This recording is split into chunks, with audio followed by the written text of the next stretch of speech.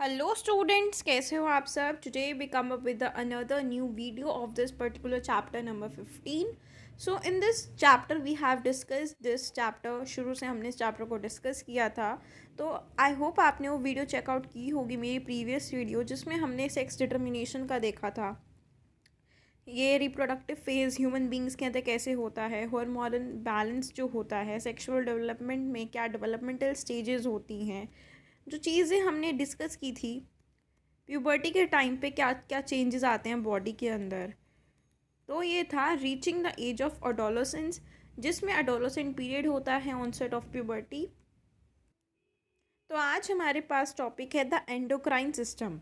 सो endocrine system क्या है? एक ऐसा सिस्टम है जिसके अंदर ग्लैंड्स प्रेजेंट होती हैं और वो केमिकल्स को रिलीज़ करता है. That involve the release of chemicals, जिसको हम हॉर्मोन्स कहते हैं. हम बोलते हैं ना कि हार्मोनल इम्बैलेंस हो गया, हॉर्मोन्स मेंटेन रहने चाहिए.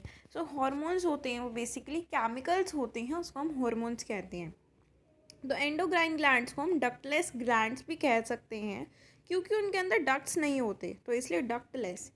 सो they pour their secretions directly into the blood stream. ये क्या करते हैं, इनके जो सिक्रीशंस हैं, जो ये केमिकल्स को रिलीज़ करते हैं, वो सीधा ब्लड की स्ट्रीम के अंदर वो डायरेक्टली पास कर देते हैं.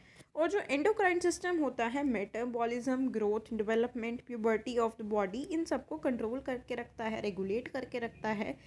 ये हमारी बॉडी का एक इम्पॉर्टेंट पार्ट है और ये हमारे मूड को भी कंट्रोल करता है.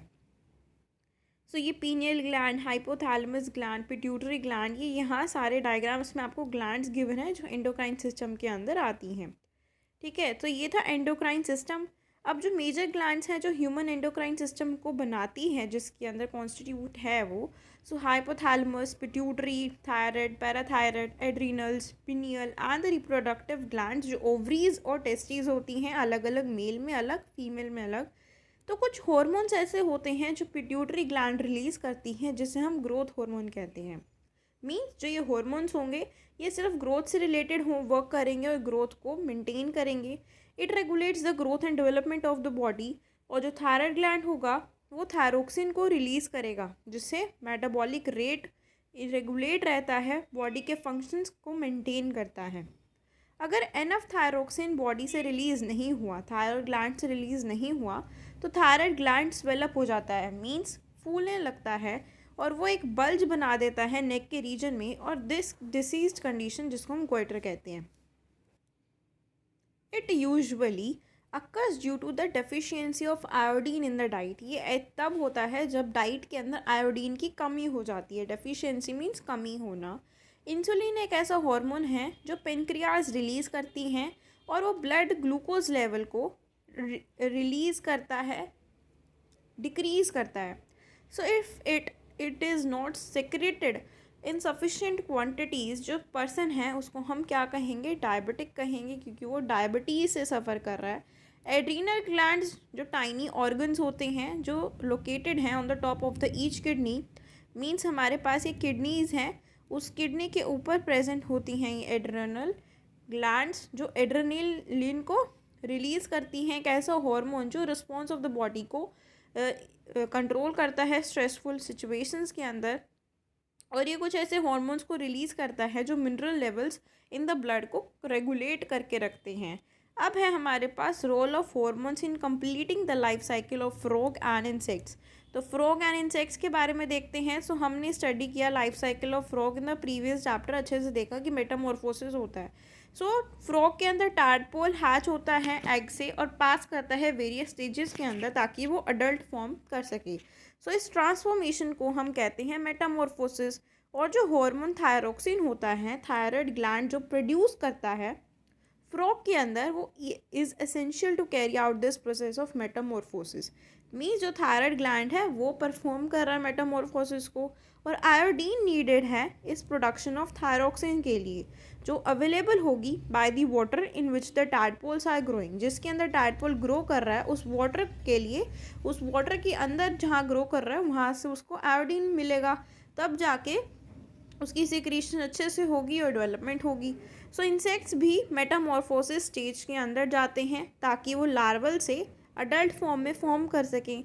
और ये रेगुलेट करता है रेलेवेंट इंसेक्ट के हॉर्मोन्स जो सम सेल से प्रोड्यूस करते हैं उनकी ब्रेन एंडोक्राइन ग्लैंड से, और वो कुछ बॉडी में कहीं ना कहीं प्रेजेंट होता है, लोकेटेड रहता है। अब है रिप्रोडक्टिव हेल्थ। तो एडोलेसेंस एक ऐसा टाइम है जिसमें बॉडी की ग्रोथ होती है, डेवलपमेंट होती है। इस टाइम पे एक ग्रेटर नीड होती है ताकि हम न्यूट्रिएंट्स को, अगर हम ज़्यादा न्यूट्रिशन लेंगे हमारी बॉडी के अंदर, जब हमारी डेवलपमेंट होनी है तो वो हमारी ग्रोथ में हेल्प करेगा, जिससे हम फूड हैबिट्स चेंज कर सकते हैं, जिससे हमें न्यूट्रिशनल नीड्स हमें मिलेंगी। अब न्यूट्रिशनल नीड्स क्या है एडोलेसेंट्स की?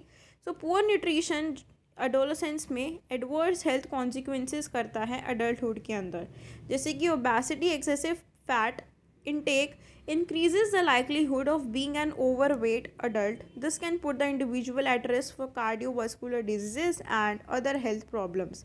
मीन्स कहते हैं ना कि मोटा हो गया है, बच्चे को कह देते हैं, जो बच्चे मोटे होते हैं उन बच्चों को बाद में आगे जाके बहुत दिक्कत होती है, क्योंकि जो बीमारियां होती हैं मोटे लोगों को ज़्यादा रहती हैं। So consuming cold drinks, canned fruit juices instead of milk at this rapid growth and bone building, तो वो ओस्टियोपोरोसिस और बोन फ्रैक्चर्स हो सकते हैं ओल्ड एज के टाइम पे। कुछ हड्डियों में प्रॉब्लम हो सकती है। एक ऐसी डाइट जिसमें हम डिपेंडेंट है फास्ट फूड पे, रिजल्ट्स होगा एनर्जी डिक्रीज़ होने लगेगी, एक्सेस फैट जमा होने लगेगा, डेफिशिएंसी हो जाएगी, कैल्शियम, राइबोफ्लेविन, विटामिन ए, इन सब की कमी होगी। और एक बैलेंस्ड हेल्दी डाइट हमें मेंटेन करके रखनी चाहिए, जिसकी वजह से हम प्रमोट कर सकते हैं हमारी प्रॉपर ग्रोथ को और ओवरऑल मैच्योरिटी को। अब है कैल्शियम, आयरन, ये दोनों चीज़ें जो हैं नीडेड हैं ग्रोथ के लिए। विटामिन डी भी इनेबल करता है ताकि एब्जॉर्ब करे वो कैल्शियम को। वो इज़ ऑफन डिफिशिएंट अगर डाइट के अंदर मिल्क नहीं होगा। जब गर्ल स्टार्ट करती है मेंस्ट्रुएट करना, उसकी आयरन की जो नीड है वो इंक्रीज़ हो जाती है। Calcium, magnesium, boron, vitamin D के, जिंक, कॉपर, मैग्नीज, ये सब उसको चाहिए होता है ताकि वो स्ट्रॉन्ग और हेल्दी बोन्स को बना सके। फॉर दिस पर्पस फॉस्फोरस भी ज़रूरी होता है। Failed to build healthy bones, जिसकी वजह से ऑस्टियोपोरोसिस हो सकता है आगे की लाइफ में। जिंक, मैग्नीज, क्रोमियम, सेलेनियम, ये अगर डाइट में कम होंगे टीनेजर्स में तो वो too much of refined carbohydrate जैसे कि wheat flour, sugar. Vitamin C अगर डेफिशिएंट होगा तो sufficient fresh fruits, vegetables consume नहीं कर पाएगा। हम देखते हैं कि एडोलेसेंट्स को एक हेल्दी और बैलेंस डाइट को मेंटेन करके रखना चाहिए। नेक्स्ट है पर्सनल हाइजीन। पर्सनल हाइजीन एंटेल्स करता है more than just being clean. हम ये नहीं है कि हम रोज़ नहा रहे हैं तो हम साफ़ हो गए, हम क्लीन हो गए। पर्सनल हाइजीन का मतलब है कि हमें खुद को मेंटेन करना है, फिट रहना है, अच्छा खाना खाना है। It includes many practices that help people to stay healthy. कुछ ऐसी हेल्दी प्रॉब्लम्स हो जाती हैं, हेल्थ प्रॉब्लम्स हो जाती हैं जिसकी वजह से एडोलेसेंट्स फेस करनी पड़ती हैं। They are linked to their activities and habits. Adolescents को चाहिए कि how to take care of their evolving and changing body. बात करना है डेली प्रॉपर सोप के साथ, मेंटेनिंग डेंटल और ओरल हाइजीन मेंटेन करना है, आईज ईयर्स का केयर करना है, proper grooming, some of the habits हैं जो एडोलेसेंट्स को फॉलो करनी चाहिए रेगुलरली। दोनों गर्ल्स बॉयज़ को हाइजीनिक मेंटेन करके रखना चाहिए ताकि उनकी पर्सनल हाइजीन मेंटेन हो। टू अवॉइड इन्फेक्शंस गर्ल्स को स्पेशल केयर करनी चाहिए क्लीनलीनेस की ड्यूरिंग मेंस्ट्रुएशन। नेक्स्ट है फिज़िकल एक्सरसाइज, जैसे कि फूड हम खाते हैं, फिज़िकल एक्टिविटी, एक्सरसाइज भी हमारे एक डेली रिक्वायरमेंट का काम करती हैं। साइंटिस्ट कहते हैं कि walking, jogging, running, playing games stimulate the growth process and keeps the individual fit. तो इन सारी चीज़ों को करके हम अपने आप को फिट रख सकते हैं। एक्सरसाइज भी बेटर डाइजेशन ऑफ फूड और more efficient elimination of toxins from the body. जो हमारी बॉडी के अंदर जो भी टॉक्सिन्स होते हैं वो बॉडी से एलिमिनेट करने में हेल्प करती है एक्सरसाइज। ब्लड सर्कुलेशन में इंक्रीज़ करता है, इम्प्रूव होती हैं। रेस्पिरेटरी एफिशिएंसी जो लंग्स की है उसको इंक्रीज़ करता है। फिज़िकल एक्टिविटी इम्पॉर्टेंट है जिसकी वजह से हम स्ट्रेस को कंट्रोल कर सकते हैं, स्ट्रेन कम कर सकते हैं। Say no to drugs. Experimentation with drugs during adolescence में take place under peer pressure. कुछ ये होता है कि बच्चे दूसरों के कहने पे ड्रग्स लेने लग जाते हैं. So unfortunately teenagers often do not see the link between their actions today and resulting consequences of tomorrow. तो वो आज के जो चीज़ हैं, जो एक्टिविटी वो कर रहे हैं, वो ये नहीं सोचते कि कल क्या होगा. जो आज है वो ही उसमें ही प्रेजेंट में रह जाते हैं, आगे की नहीं सोचते. So using alcohol and tobacco at a young age increase the risk of using other drugs later. So उनको यूज़ नहीं करना चाहिए ड्रग्स को, अल्कोहल टबैको ये सब नहीं करना चाहिए. पीयर प्रेशर्स हो जाते हैं to pose like an adult and to impress the opposite sex and some of the reason that may lead the adolescents to smoke और to take drugs and alcohol. कभी कभी दूसरों को खुश करने के लिए भी जो बच्चे होते हैं, टीनेजर्स, वो अल्कोहल ये सब चीज़ें, ड्रग्स लेने लग जाते हैं. सो इन हैबिट्स की वजह से वो अपने आप की हेल्थ को ही बिगाड़ रहे हैं. They are affecting their health और सेल्फ कॉन्फिडेंस और कंट्रोल अपने ऊपर वो खो सकते हैं. सो जो फ्रेज़ है just say no is a part of say no to drugs campaign. और ये जो कैंपेन है ये educating people about the harmful effects of drugs और गाइड करता है कि उनको इफ़ेक्टिव स्ट्रेटजीज़ को लेना चाहिए, बिल्ड करना चाहिए ताकि वो उनसे दूर रहें. नेक्स्ट है कीवर्ड्स. एडम्स एप्पल एक लारिंग्स होता है, जो हमारे वॉइस बॉक्स जिसको हम कहते हैं, वो थ्रोट के अंदर प्रोट्यूड हो जाता है बाहर की तरफ, जो सिर्फ बॉयज़ में दिखता है, उसको हम एडम एप्पल कहते हैं. एडोलेसेंस एक ऐसी स्टेज होती है ट्रांजिशन की, चाइल्डहुड और अडल्टहुड के बीच की जो स्टेज होती है, रैपिड फिजिकल और मेंटल डेवलपमेंट के बीच में मार्क करती है. एड्रेनलिन ये क्या है? एड्रिनल ग्लैंड से सिक्रीट होता है एक हार्मोन. ये बॉडी को जो रिस्पॉन्स होता है स्ट्रेस से रिलेटेड, वो रिस्पॉन्स करता है, शो करता है. ऑटोजोम्स. ऑटोजोम्स वो होते हैं जो सेक्स ऑफ द इंडिविजुअल में कोई भी रोल प्ले नहीं करते. एंडोक्राइन ग्लैंड्स डक्टलेस ग्लैंड्स होते हैं जो ब्लड स्ट्रीम के अंदर डायरेक्टली अपनी सिक्रीशंस को पोर करता है. एस्ट्रोजन फीमेल सेक्स हार्मोन है जो ओवरी सिक्रीट करती हैं. हार्मोन्स एक ऐसे केमिकल्स जो एंडोक्राइन ग्लैंड सिक्रीट करते हैं, प्रोड्यूस करते हैं, और सीधा केमिकल मैसेंजर्स होते हैं जो ऑर्गन्स को, टिश्यूज़ को हेल्प करते हैं कोऑर्डिनेशन के लिए. इंसुलिन एक ऐसा हार्मोन जो पैनक्रियाज रिलीज़ करता है ताकि ब्लड शुगर लेवल कम रिलीज़ हो सके और डिक्रीज़ हो सके. लारिंग्स एक वॉइस बॉक्स होता है, थ्रोट के अंदर प्रेजेंट होता है, जो साउंड प्रोड्यूस करने में हेल्प करता है. पिट्यूटरी ग्लैंड एंडोक्राइन ग्लैंड है जो ब्रेन के अंदर लोकेटेड है. ये रिलीज़ करता है growth hormone among many others. Puberty जो टाइम स्पैन जिसकी वजह से जो एडोलेसेंट्स हैं वो सेक्सुअल मैच्योरिटी में आते हैं. सिबेशियस ग्लैंड्स ये सीबम प्रोड्यूसिंग ग्लैंड्स है जो स्किन के अंदर प्रेजेंट होती हैं. बेसिकली ये आपके फेस पे ज़्यादा रहती हैं, फेस पे ज़्यादा शो होता है. जब भी हमें कोई पिंपल होता है तो फेस पे ही हमें शो होता है, other than the whole body. Sex chromosomes वो होते हैं जिससे हमें सेक्स ऑफ इंडिविजुअल का पता चलता है. टेस्टोस्टेरोन एक ऐसा मेल सेक्स हार्मोन जो टेस्टिस रिलीज़ करते हैं.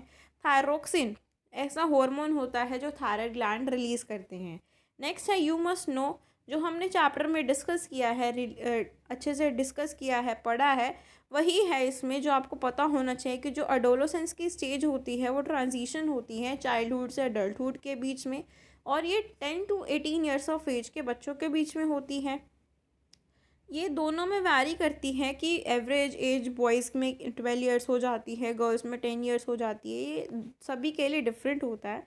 प्यूबर्टी मार्क करता है हाइट में इंक्रीज़ हो जाता है, body shape, size, sweat, sebaceous glands increase हो जाना, सेक्स ऑर्गन्स और सेकेंडरी सेक्सुअल कैरेक्टर्स को इंक्रीज़ करना, डेवलप होना, ये सारी चीज़ें होती हैं बॉयज़ में.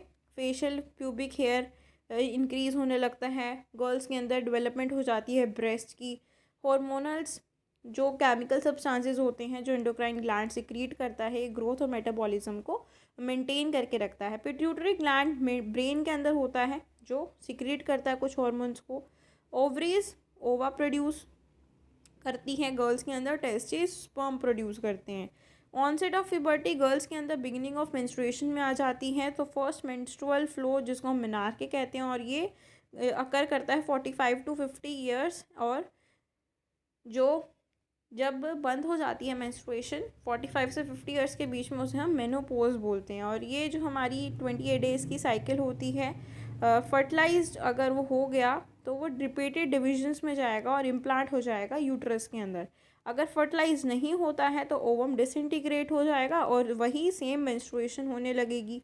अगर father and not the mother who determines the sex of the baby, so males के पास एक्स एक्स होता है, फीमेल्स के पास और मेल्स के पास एक्स वाई का पेयर होता है। तो इसका मतलब ये है कि जो स्पर्म है एक्स और वाई दोनों मेल के पास है, फीमेल के पास सेम टाइप के क्रोमोसोम होता है।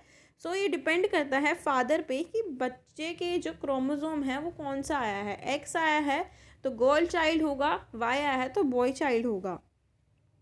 पिट्यूटरी, ये सब जो ग्लैंड्स हैं ये एंडोक्राइन सिस्टम के अंदर आती हैं।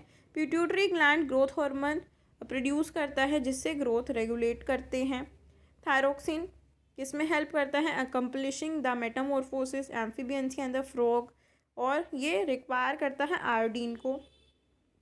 एडोलोसेंट को बैलेंस डाइट को मेंटेन करके रखना चाहिए, नहीं तो वो आने वाली जो उनकी एज है उसमें वो वेरियस डिजीज से सफ़र कर सकते हैं।